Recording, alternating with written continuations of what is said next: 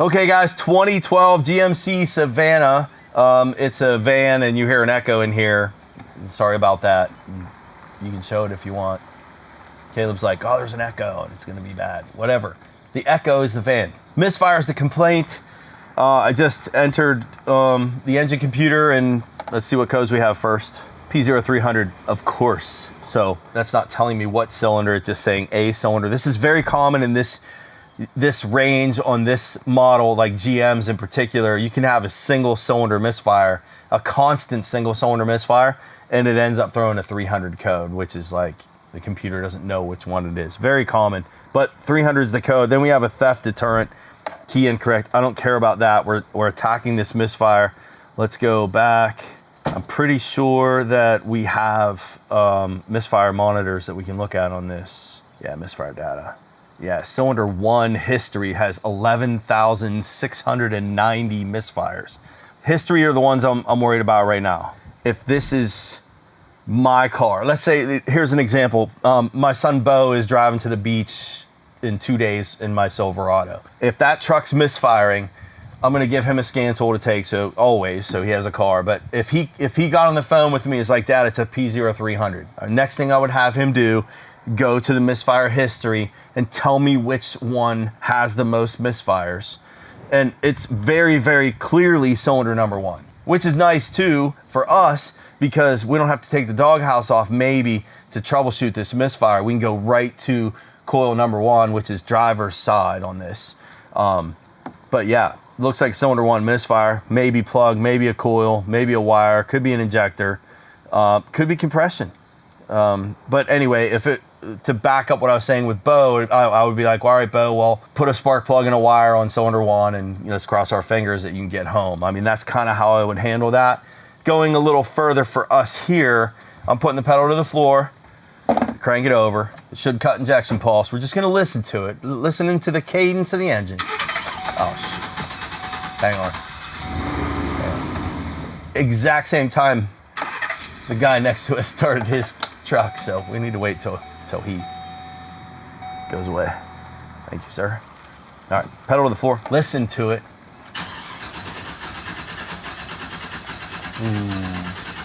Hear it? There's no compression in that cylinder. That would be tough for me to pick up over the phone with my son, Bo, as far as like roadside assist type thing. This is a compression issue. Didn't we just do one of these? Yeah. Well, we'll do it. We'll go a little further, but listen again. Tune your ears to the cadence of this. This is not normal. They should not sound like this. Listen.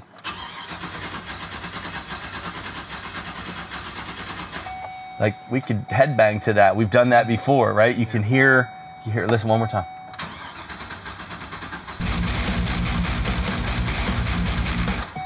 We have enough of these, but we got to throw it in here again. Caleb, cue the clip. One more time through the edits. Here's what it sounds like. Good compression. Okay. Here's what it sounds like with a single cylinder with no compression.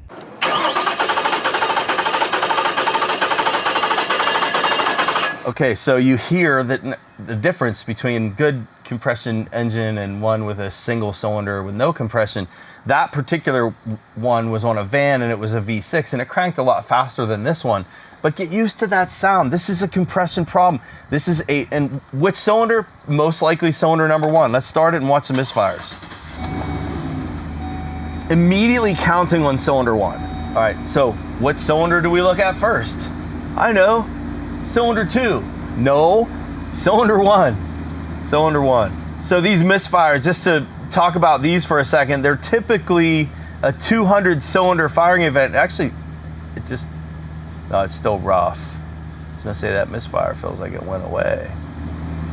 Yeah, this is gonna be like some type of valve issue because like a higher RPM feels pretty good. And I don't really see the miss. Let's get the RPM a little bit lower. It's weird it stopped counting. Let me crank it again. I want to hear it. I want to hear it again.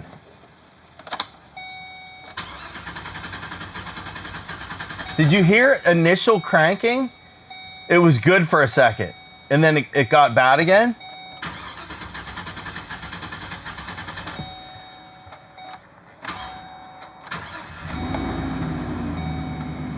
There, Misfire's back. It's like some kind of lifter issue, maybe.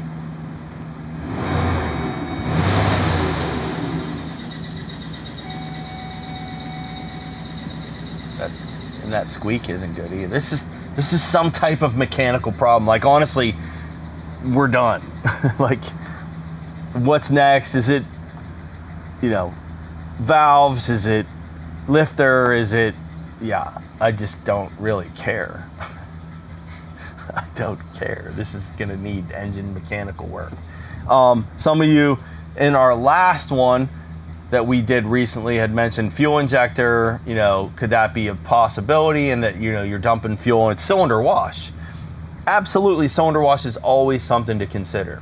But when you have a running engine, the only way you're gonna have cylinder wash is when you have a stuck open fuel injector. With stuck open fuel injectors, you're gonna have clouds of white smoke out of the tailpipe. You're also gonna have some really, really messed up fuel trim numbers. Let's see what fuel trim looks like. All 4 up top, they look okay right now. It's not really misfiring that badly right now. A little bit negative, but yeah, it's continuing to drop too. But you're gonna have severely negative trims, especially on bank 1. And this is actually both banks that are showing it. And you're gonna have clouds of white smoke. For cylinder wash to cause no compression in one cylinder. Cylinder wash generally happens for cranking conditions where the car's not starting and you're cranking it over for a long period of time, and you're spraying fuel in the cylinders, maybe with no spark. That's when that happens. Cylinder wash is not a concern here. Injectors are not a concern here.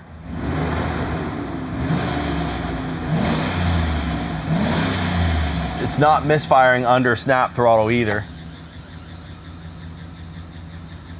That squeak is weird. So there's, like, some of you are looking at this trim being like, Danner, that's minus 18. That's pretty significant. But valve issues will also do that. Look at bank 2 as well. Bank 2 is reading minus 10.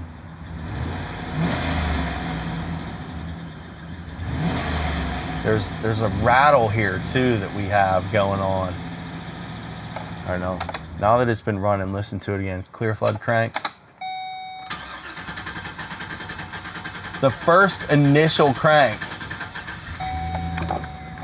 Yeah. The first initial crank sounded okay to me. Like the first rotation. It's like some kind of lifter issue. Let's go under the hood. See what we see. I might have maybe a couple things that we can do. Yeah, it's not a great, I can't twist it, but I have an adapter. I might be able to get a secondary waveform out of that, even though it's not really the right style of BNC, and I can't push this in and twist it because the new ones lock instead of twist. I might be able to still get a signal out of that. Cool, so we can look at secondary, and then I can also show you guys relative compression. I'll show you the pattern and what we're talking about. So battery, amp clamp on the 10 MV/A scale. On that scale, 2 volts is 200 amps. And we'll just go on this battery negative cable with arrow pointing toward the battery. Okay, for this part, I'm gonna have Caleb go inside and do the clear flood crank. You guys, I'm gonna have you focused on the screen, okay? Okay, we're gonna go 2 volt, 2 second. That's where we are. All right, when you're ready, go ahead. Okay, that's pretty sweet. So remember I said when I first cranked it, how I said it sounded like it was hitting on all 8? Yeah. So you can see, like, just start there. 1, 2, 3, 4, 5, 6, 7, 8, back to 1. There's a full cranking rotation where you have compression and all, and then we start the low compression one, and you can start seeing it there. So, you know, dead hole there, dead hole there, dead hole there. You know, just count starting from here. 1, 2, 3, 4, 5, 6, 7, 8. The dead one back to 1, 2, 3, 4, 5, 6, 7. Dead one, right? So the fact that we have good compression initially is suggesting to me some type of a valve/lifter issue. that's going on here. And also when it's running, I think it's not quite no compression all the time when it's running, because it's some type of valve issue. So looking at secondary ignition is not going to be really, really helpful here. It's going to be tough to pick out a lower compression cylinder, especially if it's intermittent within a secondary pattern. We can look at it anyway just to see what it looks like. Let's do that. This might not be very fruitful, but I'm going to tell Pete as far as next step on this truck, it's going to be pull that valve cover off and have a look. This is not going to be a fuel injector. This is not going to be a plug or a wire or a coil or an injector issue. This is something going on here mechanically with this engine. See if we get a pattern out of this. Oh, that's a goofy looking pattern. Just don't know that I can use this probe that I'm trying to use here. Let's try a different cylinder maybe. That's cylinder 3. Yeah, see, I can't get a good waveform with this. So, cannot use this Pico probe, it looks like. Like the worst looking freaking secondary pattern I've seen. Sorry guys, that's not happening.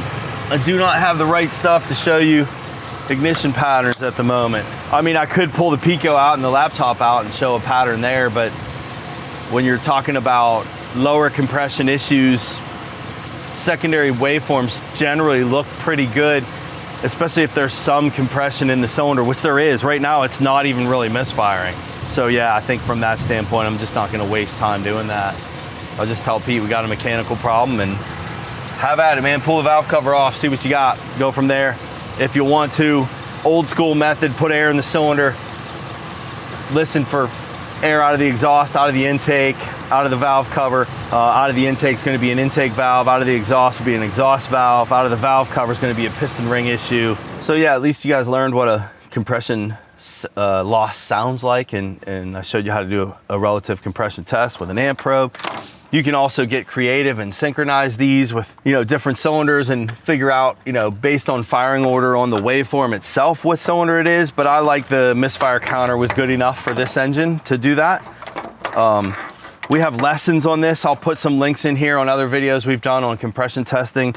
I also have one of these vans that we did with my class at Rosedale Technical College that we went even further with something very, very similar and did intake and exhaust waveforms with a pressure transducer, and that was fun. Ultimately, it ended up pulling the valve cover was the answer, even on that one, which is what I'm gonna tell Pete he needs to do. So I'll put links for that stuff so you guys can watch it. That's on my website, ScannerDanner.com, where we go through extensive training. We have 600 plus videos right now with hundreds and hundreds of classroom lectures where we talk about description, operation, learn your fundamentals, and we've also had the advantage of being able to pull cars just like this van into my classroom and really be able to emphasize the topic in the lectures. Really good stuff. So hope to see you guys there. And we'll see you guys around here more often too. Thanks, see you next time. One last statement, and this is the most important part about all of this. This van does not need a set of plugs and wires. It doesn't. It doesn't need a fuel injector. How important is it to be able to do quick testing like that and be able to rule out those types of things? The last thing you want to do is sell the customer plugs and wires on this van, especially with these Erodium plugs they run that are like $20 a piece, times 8, right? That's $160 in plugs, just the parts alone. Then maybe another $100 set of wires, and then the labor to do all of that, easily $500 to $600 job. Only to find out when you're done that you have a misfire still? Come on, man. Learn your fundamentals, guys. ScannerDanner.com. Hope to see you there.